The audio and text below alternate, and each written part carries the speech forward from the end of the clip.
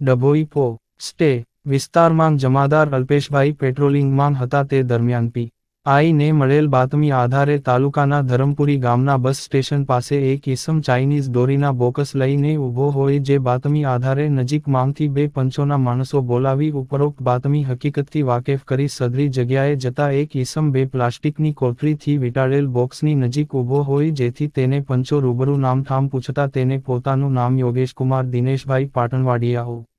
વ 28 રહે સેગવા ઠાકોર ફળિયુતા શિનોરજી વડોદરા હોવાનું જણાવેલ અને તેની બાજુમાં પડેલ બોકસ બાબતે પૂછતા તેને પોતાના બોકસ હોવાનું જણાવેલ જે પ્લાસ્ટિકની કોથળીથી વીંટાળેલ બોક્સ ખોલી જોતા તેમાં ચાઇનીઝ પ્લાસ્ટિકની દોરી એક બોક્સમાં નંગ 30 તથા બીજા બોક્સમાં નંગ 20 મળી કુલ નંગ 50 ચાઇનીઝ પ્લાસ્ટિકની દોરી રીલ મળી આવેલ જે જોતા રીલ ઉપર કાગળનું બોક્સ હોય જેની ઉપર જોતા ચાઇનીઝ દોરી મળી આવેલ કુલ રીલ નંગ 50 જેની કુલ કિંમત 10,000 રૂપિયા નો મુદ્દામાલ મળી આવેલ સદર ચાઇનીઝ પ્લાસ્ટિકની દોરીથી મનુષ્ય તથા પક્ષીઓને ઘાતક ઈજાઓ થતી હોય છે જે જાણવા છતાં સદર ઈસમ ચાઇનીઝ પ્લાસ્ટિકની દોરી છૂટક વેચાણ અર્થે રાખી લઈ જતા પકડાઈ જઈ જાહેરનામાનો ભંગ કરતા મળી આવેલ જેથી પકડાયેલ ઈસમ પાસે ચાઇનીઝ પ્લાસ્ટિકની દોરી રાખવા બદલ પાસ પરમિટ માંગતા તે પોતાની પાસે નહીં હોવાનું જણાવેલ જેથી મળી આવેલ પ્રતિબંધિત ચાઇનીઝ પ્લાસ્ટિકની દોરીનું વિગતવારનું પંચનામું કરી લઈ ચાઇનીઝ દોરીની રીલો કુલ નંગ 0.5 કી